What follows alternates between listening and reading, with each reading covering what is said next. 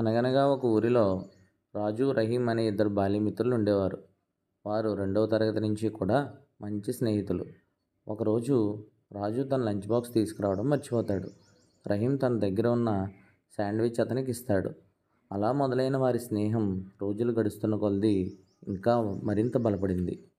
పాఠశాల అయిపోయాక ఒక సరస్సు దగ్గర ఉన్నటువంటి బెంచ్ మీద కూర్చొని మాట్లాడుకుంటూ ఉంటారు.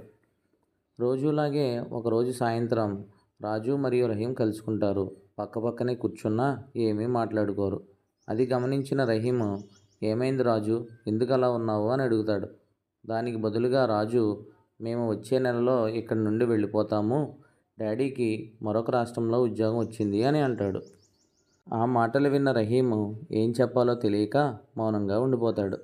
అది గమనించిన రాజు, "నిన్ను అంత ఈజీగా వదలను. కాల్స్ ఉన్నాయి, మెసేజెస్ ఉన్నాయిగా.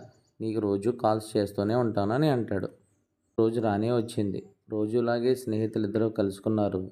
పక్కపక్కనే కూర్చున్నారు, కానీ ఏమీ మాట్లాడుకోలేదు. కొంత సమయం తర్వాత తిరిగి వెళ్ళిపోయారు. కాలం ఎప్పటిలాగే ఇద్దరు బాల్యమిత్రులను విడదీసింది, కానీ ఒకరి మీద ఒకరికి ఉన్నటువంటి స్నేహభావాన్ని విడదీయలేకపోయింది. నిజమైన స్నేహితులు మన పక్కన లేకపోవచ్చు, కానీ వారి స్థానం మన మనసులో ఎప్పటికీ పదిలంగా ఉంటుంది.